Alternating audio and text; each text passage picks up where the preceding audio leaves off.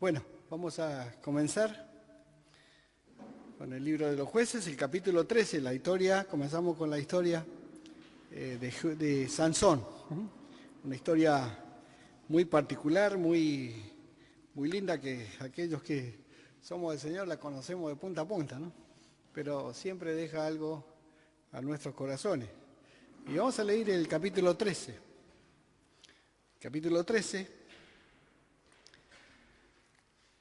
que comienza así. Dice: los hijos de Israel volvieron a hacer lo malo ante los ojos de Jehová, y Jehová los entregó en mano de los filisteos por 40 años. Y había un hombre de Sora, de la tribu de Dan, el cual se llamaba Manoa, y su mujer era estéril, y nunca había tenido hijo. A esta mujer apareció el ángel de Jehová y le dijo: he aquí que tú eres estéril, y nunca has tenido hijo, pero concebirás y darás a luz un hijo. Ahora pues no bebas vino, ni sidra, ni comas cosa inmunda, pues he aquí que concebirás y darás a luz un hijo, y navaja no pasará sobre su cabeza, porque el niño será nazareo a Dios desde su nacimiento, y él comenzará a salvar a Israel de la mano de los filisteos. Y la mujer vino y se lo contó a su marido, diciendo: un varón de Dios vino a mí, cuyo aspecto era como un aspecto de un ángel de Dios, temible en gran manera. Y no le pregunté de dónde ni quién era, ni tampoco él me dijo su nombre. Y me dijo: he aquí que tú concebirás y darás a luz un hijo, por tanto ahora no bebas vino, ni sidra, ni comas cosa inmunda, porque este niño será nazareno a Dios desde su nacimiento hasta el día de su muerte. Y dice que entonces oró Manoa a Jehová y dijo: Señor mío, te ruego que aquel varón de Dios que enviaste vuelva ahora a venir a nosotros y nos enseñe lo que hayamos de hacer con el niño que ha de nacer. Y Dios oyó la voz de Manoa. Y el ángel de Dios volvió otra vez a la mujer, estando ella en el campo, mas su marido Manoa no estaba con ella. Y la mujer corrió prontamente a avisarle a su marido, diciéndole: mira, que se me ha aparecido aquel varón que vino a mí el otro día. Y se levantó Manoa y siguió a su mujer, y vino al varón y le dijo: ¿eres tú aquel varón que habló a la mujer? Y él le dijo: yo soy. Entonces Manoa dijo: cuando tus palabras se cumplan, ¿cómo debe ser la manera de vivir del niño y qué debemos hacer con él?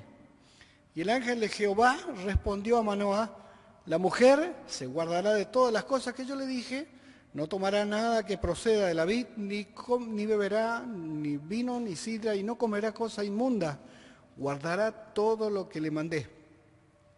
Entonces Manoa dijo al ángel de Jehová: te ruego, no permitas detenerte, y te prepararemos un cabrito. Y el ángel de Jehová respondió a Manoa: aunque me detengas, no comeré de tu pan, mas si quieres hacer holocausto, ofrécelo a Jehová. Y no sabía Manoa que aquel fuese ángel de Jehová. Entonces dijo Manoa al ángel de Jehová: ¿cuál es tu nombre, para que cuando se cumpla tu palabra te honremos? Y el ángel de Jehová respondió: ¿por qué me preguntas por mi nombre, que es admirable? Y Manoa tomó un cabrito y una ofrenda y lo ofreció sobre la peña a Jehová. Y el ángel hizo un milagro ante los ojos de Manoa y de su mujer, porque aconteció que cuando la llama subía al altar hacia el cielo, el ángel de Jehová subió a la llama del altar ante los ojos de Manoa y de su mujer, los cuales se postraron en tierra. Y el ángel de Jehová no volvió a pasar a Manoa, no volvió a aparecer a Manoa, ni a su mujer. Entonces conoció Manoa que era el ángel de Jehová. Y dijo Manoa a su mujer: ciertamente moriremos, porque a Dios hemos visto. Y su mujer le respondió: si Jehová nos quisiera matar, no aceptaría la ofrenda, no aceptaría de nuestras manos el holocausto y la ofrenda, ni nos hubiera mostrado todas estas cosas, ni ahora nos habría anunciado esto. Y la mujer dio a luz un hijo y le puso por nombre Sansón, y el niño creció y Jehová lo bendijo. Hasta aquí nomás con la ayuda de la palabra de Dios. Sansón, una historia muy linda, muy especial, que enseña realmente lo que es lo que Dios puede hacer en cada una de nuestras vidas. Lo vemos a veces como si fuera un ser muy especial, ¿no es cierto?, de una manera sobrenatural hacia lo que nosotros pensamos y a nuestra cultura, ¿no es cierto? Bueno, pero así Él tenía que ser nazareno. Dios les dio las instrucciones para poder experimentar el poder de Dios en su vida, de una manera muy especial. Dado eso, lamentablemente vemos las consecuencias de su apartamiento y de desconocer, seguramente desconocer, porque seguramente los padres le habrían enseñado poco, y bueno, él torció sus caminos, se fue tras las mujeres paganas, y bueno, fue las consecuencias que después vamos a ver en el otro capítulo. Sansón es el último de los líderes comisionados por Dios en Jueces. Es famoso por el incidente que resultó en su caída, el corte de cabello que hizo su esposa Dalila. Ese incidente también preparó el camino para su acto más heroico. Pero su historia es mucho más rica que solo eso. En Sansón vemos los defectos del pueblo de Dios entre el tiempo de Josué y la monarquía, y de hecho de cualquier tiempo entre Edén y la Nueva Jerusalén. Sin embargo, también en Sansón vemos maravillosas pistas del perfecto juez y salvador que vendrá. Estas pistas comienzan incluso antes de que Sansón nazca. Con el inicio del ciclo final se nos dice que, como de costumbre, los hijos de Israel volvieron a hacer lo malo ante los ojos de Jehová, con el resultado familiar de que Dios los entregaba a sus enemigos, en este caso a los filisteos.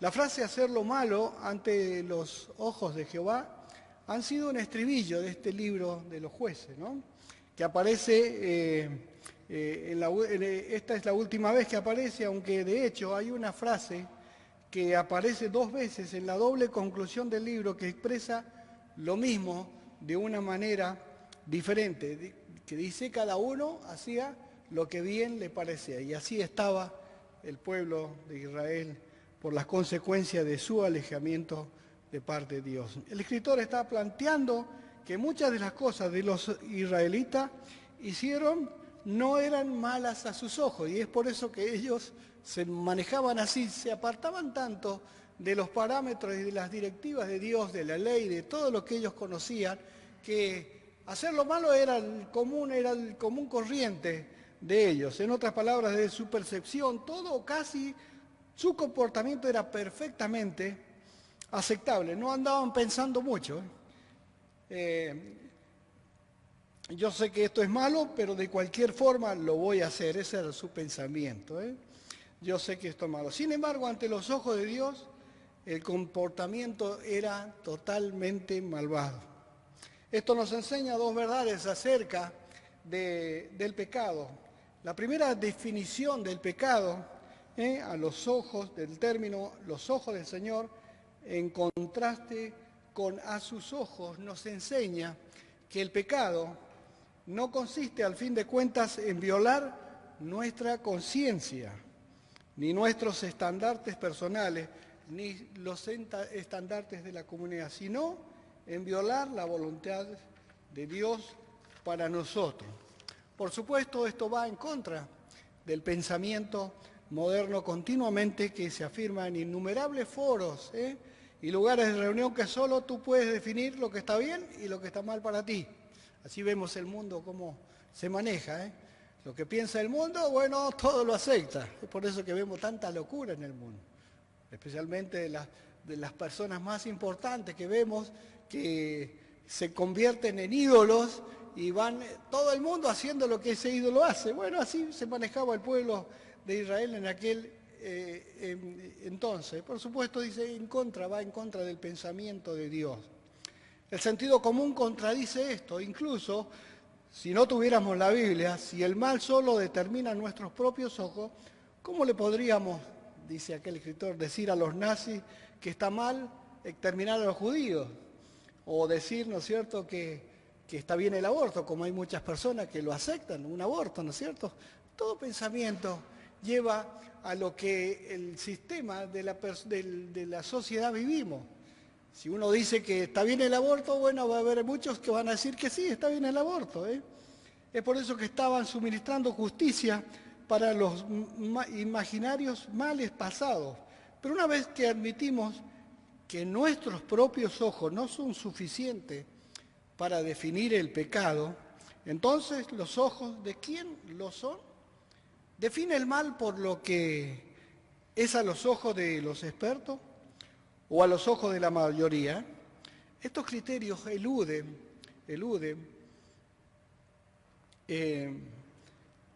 los holocaustos. No, la respuesta de la Biblia es la correcta. El pecado se define como violar nuestra relación con Dios y cómo violar la voluntad de Dios para nosotros. Lo que Dios ve como pecado es pecado, sin importar lo que sintamos, nosotros a lo que digan los expertos o los que de la cultura esté de acuerdo. La segunda de estas frases nos muestran el engaño del pecado. Nos recuerda que tan fácilmente somos engañados.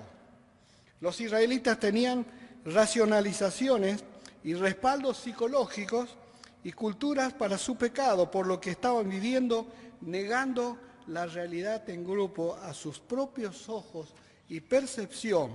No había nada malo en lo que estaban haciendo. Y es por eso que vemos en este libro de los jueces, vemos la locura que vivía el pueblo por cuanto ellos se alejaban de Dios. Había un profundo conocimiento suprimido de lo que estaban haciendo fuera de contacto con Dios y de que estaban rechazando la voluntad de Dios. Allí en Romanos el capítulo 1, versículo 18, dice el apóstol Pablo, la ira de Dios se revela desde el cielo contra la impiedad e injusticia de los hombres que detienen con injusticia la verdad. Pero a nivel consciente no sufrían una culpabilidad estos israelitas, una culpabilidad manifiesta, y tenían un sinfín de explicaciones para sus estilos de vida. No sabemos cuáles eran esas justificaciones, pero debemos recordar que el corazón de su pecado y del nuestro es la idolatría. Y los ídolos no siempre son cosas malas, porque vemos a veces que los ídolos vemos aquellas esculturas que se elevan como un santo. No, hay veces que idolatramos cosas que realmente son perversas para nuestra vida y nos alejamos de Dios.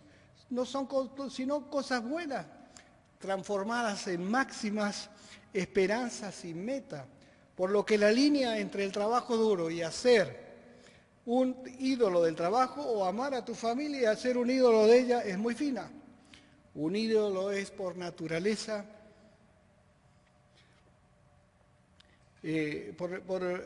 por naturaleza engañoso. Nos dice que estamos siendo sensibles y cuidadosos y sabios para trabajar tan duro, incluso que estamos siendo desinteresados. ¿Y cuántas veces nos movemos de esta manera? Cuidando nuestro trabajo, cuidando nuestra familia, y nos olvidamos de lo que Dios nos dice. Y a veces uno insiste en los hermanos en que no descuiden esta bendición. No, pero yo tengo que trabajar, tengo que hacer esto con mi familia. O a veces, no, ¿cuándo voy a salir de paseo? ¿Cuándo voy a...?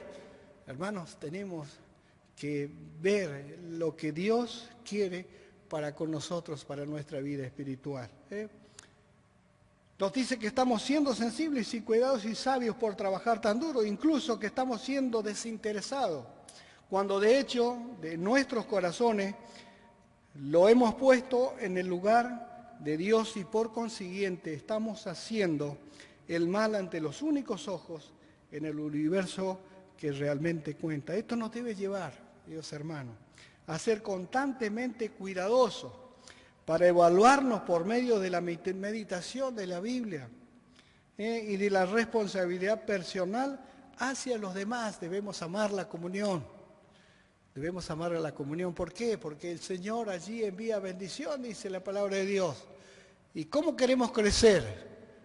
En la comunión que Dios ha conseguido a través de la obra redentora de la cruz, si no amamos las reuniones, no amamos el estar con los hermanos, no nos edificamos en eso, es imposible que podamos crecer en la fe. Y es por eso el apóstol nos exhorta a que podamos realmente tener en cuenta, a ser constantes, muy cuidadosos y evaluar por medio de la meditación de la Biblia y de la responsabilidad personal hacia los demás. Siempre estamos encontrando maneras de justificar nuestros pecados, porque esto es pecado, queridos hermanos. Cuando ponemos nuestros deseos y dejamos a un lado a Dios, como el materialismo y la preocupación, la amargura o el orgullo. No se ve mal a nuestros ojos como lo veían los israelitas, pero estaban haciendo lo que bien les parecía a ellos. Como el escritor puritano del siglo XVII, Brock, lo expone, dice, Satanás pinta, fíjense lo que dice, Satanás pinta el pecado con los colores de la virtud. Ah, sí, primero estoy yo, después yo y mañana yo. Y el Señor que quede guardado, a veces ni la Biblia abrimos de reunión a reunión, qué triste es eso. Es por eso que necesitamos poner atención a la palabra. Mire, el desvío y el desvarío que tenía Israel era la causa del alejamiento de los mandatos de Dios. Dios los iba a bendecir de una manera extraordinaria para que pudieran disfrutar del poder maravilloso de Dios en ser una nación, un pueblo redimido por Él, un pueblo que lo sacó, que lo amó desde el comienzo, de ahí Abraham, Isaac, Jacob, lo trajo por el desierto, los puso en su tierra y sin embargo su corazón era continuamente al mar. Hermanos, nosotros de la misma manera, si descuidamos la palabra de Dios, la comunión a través de ella, no solamente acá, esto es importante, pero en nuestros hogares, oramos al Señor a la mañana, leemos la palabra o meditamos en ella a través para poder crecer en la gracia. ¿Cuánto dolor causa esto? Porque a veces vemos, sí, somos creyentes, sí, hermoso, todo bárbaro, pero ¿cuántas veces hacemos ídolos en nuestra vida de una manera tal que no ponemos atención a la palabra de Dios? Aquí ellos tendrán un hijo. En Jueces 12, el versículo 13, versículos 2 y 3 dice, había un hombre de Sora de la tribu de Dan, el cual se llamaba Manoa, y su mujer era estéril, y nunca había tenido hijos. A esta mujer apareció el ángel de Jehová, y le dijo, de aquí tú eres estéril, y nunca has tenido hijos, pero concebirás y darás a luz un hijo.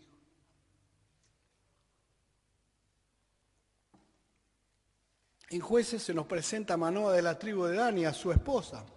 Aunque permanecen anónimas, es la heroína real del capítulo, la mujer de Manoa. Y el ángel del Señor, dice, se le apareció a ella. Qué lindo encuentro, ¿no? El ángel del Señor se le apareció a ella. Y esto es una clara figura de lo que nosotros encontraremos si verdaderamente ponemos atención a la palabra de Dios. El ángel del Señor, el Señor, a través de su palabra, se presentará en esa tranquilidad y en esa pasividad que nosotros vamos a encontrar cuando verdaderamente ponemos atención a la palabra para meditar a través de ella. Dios ha comenzado a actuar para salvar a su pueblo y usa a esta mujer. Sansón es el único juez que es escogido antes de nacer o de siquiera ser concebido. La esposa de Manoa no le había dado hijo porque era estéril.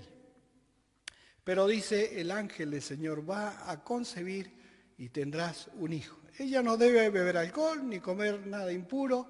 Tenía ordenanzas para esa criatura que iba a nacer Nazaret. Ni cortar el pelo de su hijo, como va a ser nacer. Consagrado a Dios desde antes de nacer. Él comenzará a librar a Israel del poder de los filisteos. El propósito del voto nazareo era pedir la ayuda especial de Dios durante un tiempo.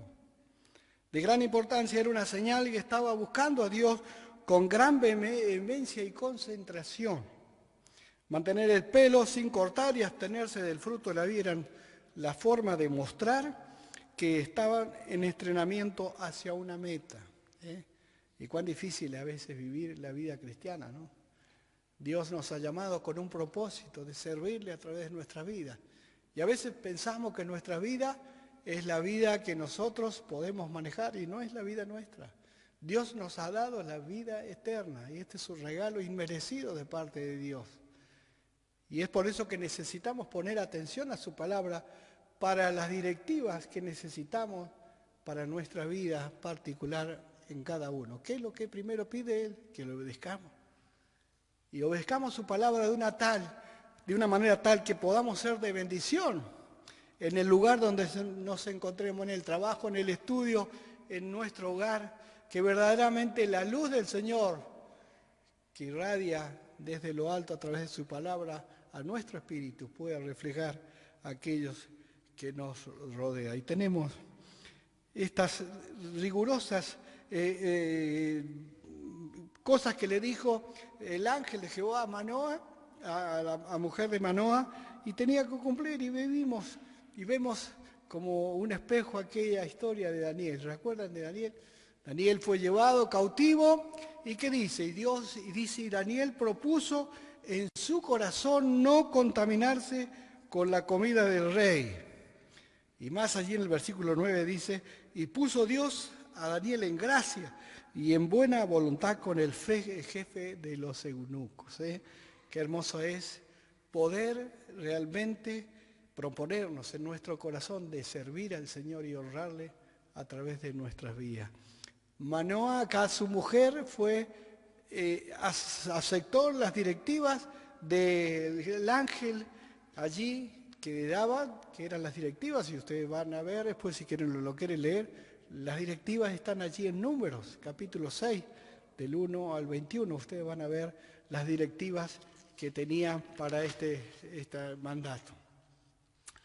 El Dios de lo imposible, de este nacimiento especial, nos apunta hacia adelante, por supuesto, al más especial de los nacimientos, más de un milenio después, pero la concepción de Sansón no nos debe recordar de la concepción solamente de Jesús. Dios muchas veces ha obrado en el mundo por medio de un niño cuya existencia, humanamente hablando, era imposible.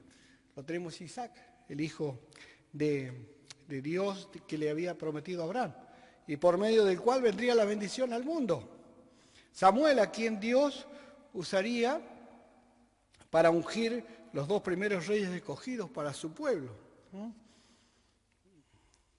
Nació de una mujer que no había podido tener hijos, Ana. Juan el Bautista, que anunciaría la llegada del Señor mismo, nació de Elizabeth, quien era estéril, de edad avanzada. El embarazo de María, la madre del Señor, imposible por una razón diferente, ella era virgen. En el nacimiento de Jesús, el grado del milagro se sale de la escala.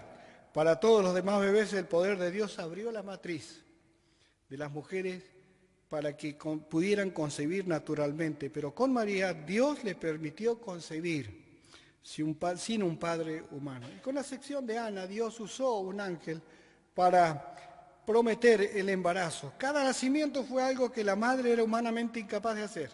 Dios estaba mostrando en la manifestación externa de sus promesas, la salvación era algo de que ningún humano podía tener control, que solo Él es el que da vida a los muertos y que llama a las cosas que no son como si ya existiera. El apóstol Pablo allí en Romanos capítulo 4, versículo 17, la segunda parte dice, el cual da vida a los muertos y llama a las cosas que no son como si fueran.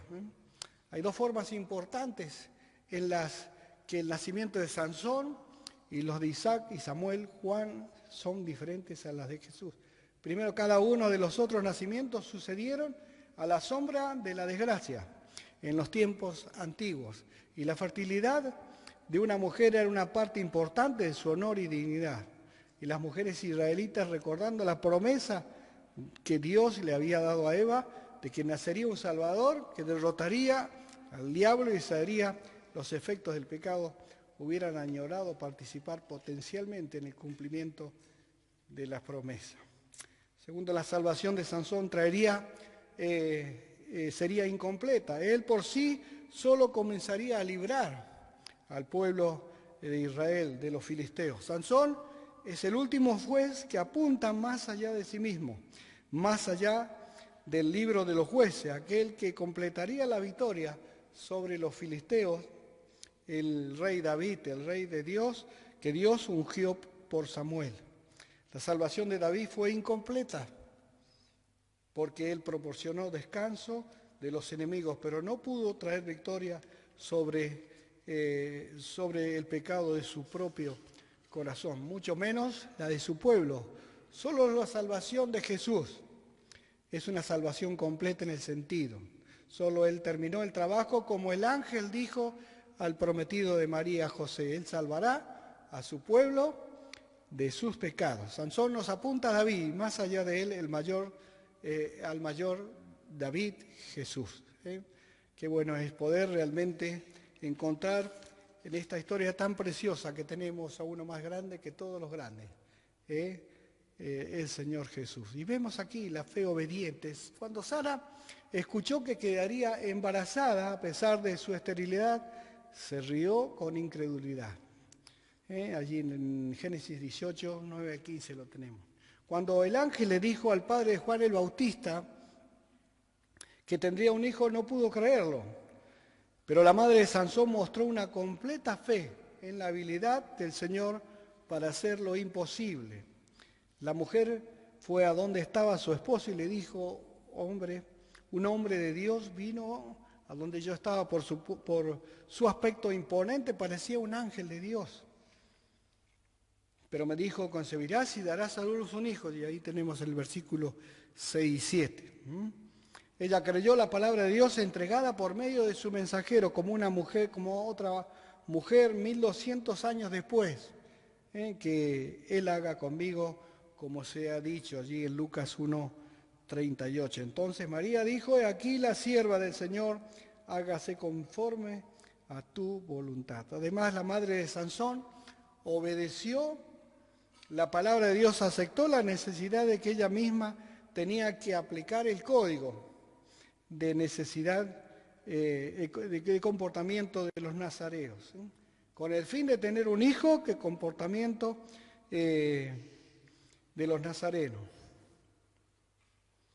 Sería usado en el servicio de Dios igual que otra mujer. Se pondría completamente a disposición de Dios 12 siglos después. Aquí tenemos a la sierva del Señor. Tanto la esposa de Manoah como María confiaron que Dios haría lo que Él había planeado y prometido, a pesar del costo que significaba para ellas mismas la fidelidad al código de los nazarenos. Para la madre de Sansón, la vergüenza y la desgracia.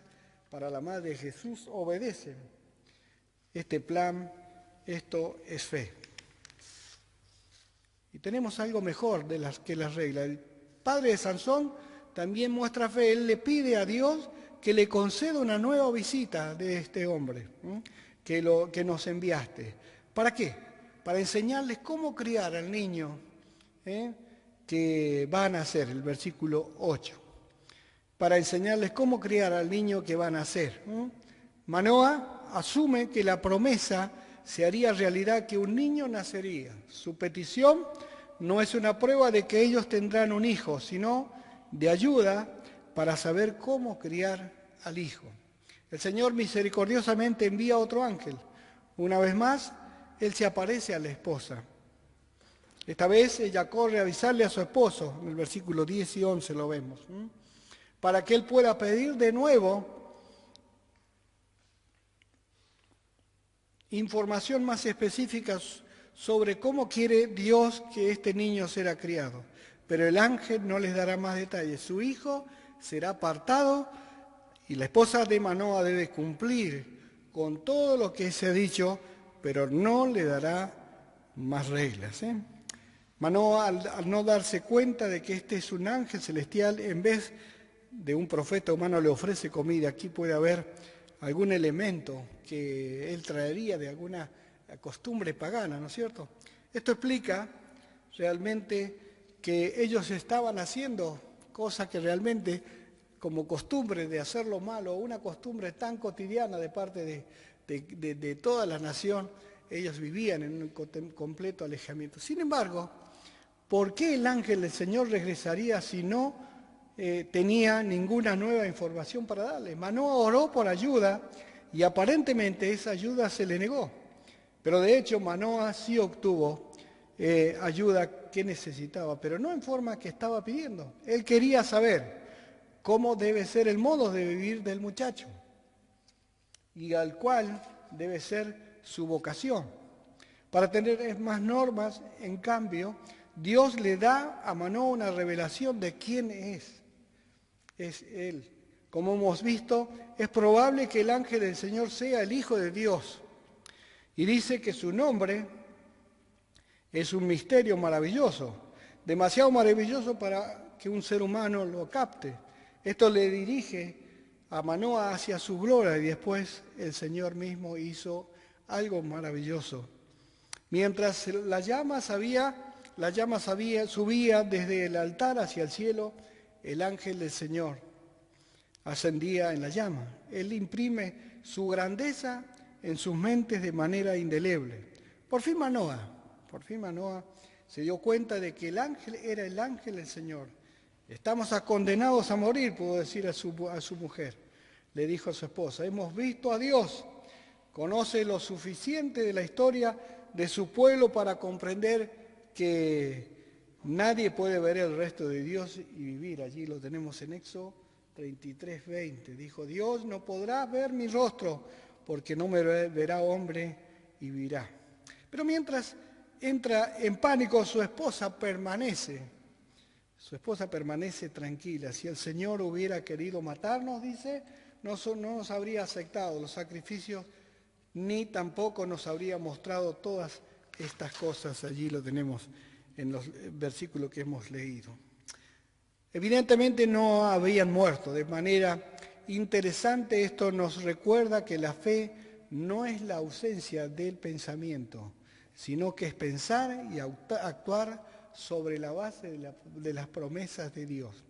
Dios no se ha acercado a ellos para destruirlos, aunque son humanos, pecadores, y Él les muestra su bondad. Así que en respuesta a la pregunta de cómo criar al Hijo de Dios, les da como parte de la manifestación del plan de Dios, cómo agradarlo y cómo vivir conforme a sus estándares. El Señor dice, lo que necesitan no es más información, sino conocerme a mí y a mi carácter. Todas las reglas del mundo no podrían darles la dirección de las decisiones y elecciones innumerables que tendrán que tomar y hacer con su hijo. Solo una comprensión profunda de quién soy, yo les puedo dar la dirección que necesitan. Y es lo que verdaderamente necesitamos cada día. Es conocer más al Dios de los cielos, al Dios que descendió para darnos salvación y vida eterna. Y hacer de nuestra vida una vida que realmente glorifique su nombre a cada paso que caminamos en este mundo. Como veremos, la propia historia de la vida de Sansón, así como los intentos de Manoa en manipular al ángel, indica que sus padres se quedaron bastante cortos en la crianza de su hijo y fracasaron en explicarle y mostrarle el carácter de Dios. Lo vemos en los capítulos seguidos. Ustedes van a ver la triste historia de Sansón, de lo que sucedió por su equivocación y alejamiento de Dios. Quizás por no tener a sus padres que le indicaron con corrección, no sabemos el camino a seguir de Dios. Sin embargo, el mensaje de Dios que Dios le dio es un mensaje para todos nosotros. Pensamos que necesitamos reglas, pero lo que realmente necesitamos es conocer a Dios. Dios no nos da ni nos dará un guía para cada pequeño detalle, para cada duda y decisión en nuestras vidas. Él nos da algo mucho mejor y se da a sí mismo. Vale la pena hacer una pausa un poco más larga en este punto.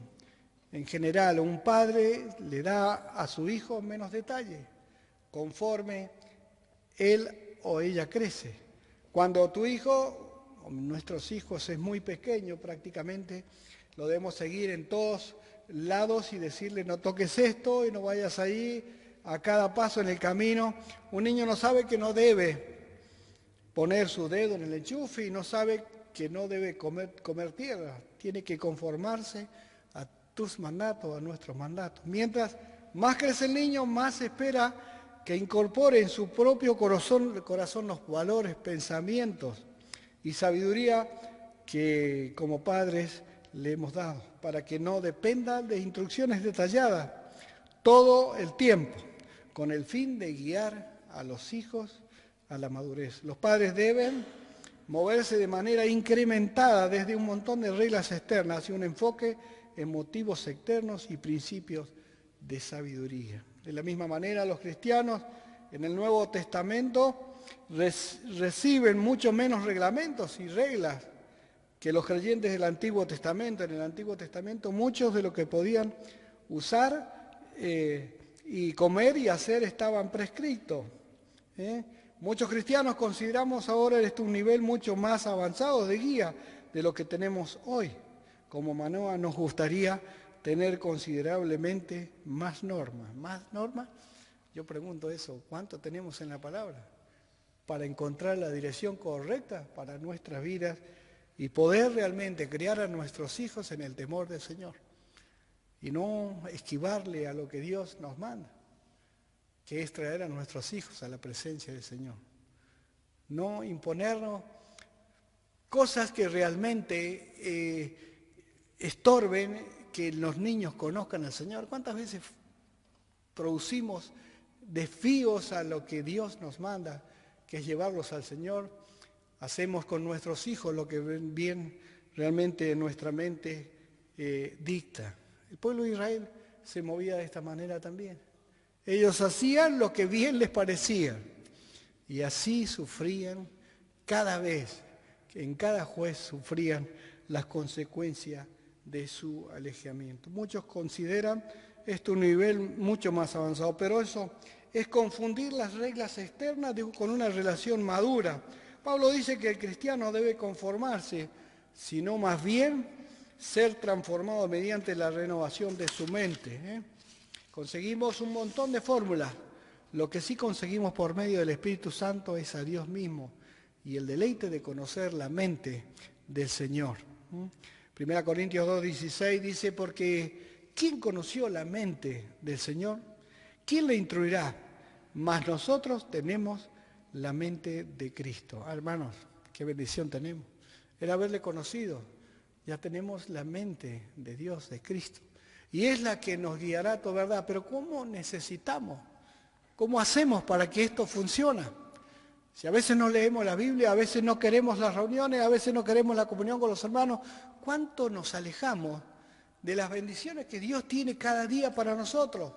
El Espíritu que Dios nos ha dado debe ser llenado con su palabra, debe ser nutrido con ella. ¿Para qué? Para que podamos realmente encontrar que tenemos la mente de Cristo. Somos templo del Espíritu Santo. ¿Con qué lo llenamos, queridos hermanos? ¿Con qué lo llenamos?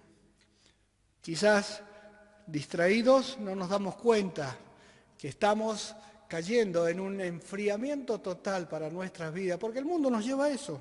Cada día nos va envolviendo en una telaraña que realmente no encontramos satisfacción en la vida espiritual. Y vemos que cada día los creyentes somos envueltos en esta telaraña para realmente no encontrar la satisfacción en la palabra de Dios. Podemos ver su rescate en la cruz y su triunfo en la resurrección, y podemos ver el carácter de Dios mucho más claramente de lo que pudieron ver aún los más grandes héroes del Antiguo Testamento. No necesitamos saber de Dios por medio de sus estandartes externos. Cuando podemos conocer a Dios por medio de su Espíritu, tenemos que aprender la lección que se le enseñó a Manoa. Todo esto ha pasado antes de que ni siquiera nazca Sansón, pero su nacimiento no está en duda, ya que depende de la promesa de Dios, y de esta manera la mujer dio a luz un niño y lo llamó Sansón, un nombre que significa solecito. Eso no lo sabía, solecito, ya que muchos cananeos consideraban al sol como un dios. Esta es otra clave de que Israel, mientras que no rechazaba completamente al Señor, había combinado la adoración de media gana hacia el que con la adoración a las deidades de otras naciones es de preocupar que el futuro juez de Israel, un predecesor del Hijo de Dios, lleve el nombre de un Dios pagano llamado, de hecho, Hijo del Sol. Sin embargo, Dios obra en favor de su pueblo imperfecto y por medio de él, cuando Sansón crece, Dios lo bendice y el Espíritu de Dios comienza a obrar en él. Este es un niño que fue concebido de manera milagrosa, escogido por Dios, apartado para servirlo, bendito por él y moldeado por su espíritu. Sansón tiene todas las ventajas espirituales.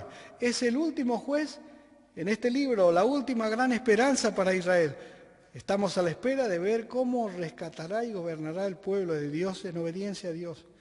Y en casi todos los sentidos estaremos, y vamos a ir viendo que estamos decepcionados de ver lo que Dios podía hacer a través de él, ¿no?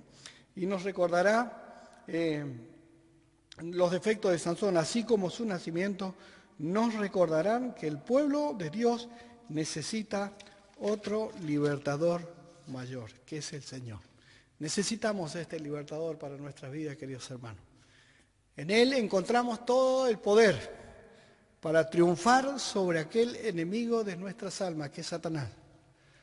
Y si no obedecemos su palabra, estamos como el pueblo de Israel. No creamos que Israel fue esto, fue aquello, no.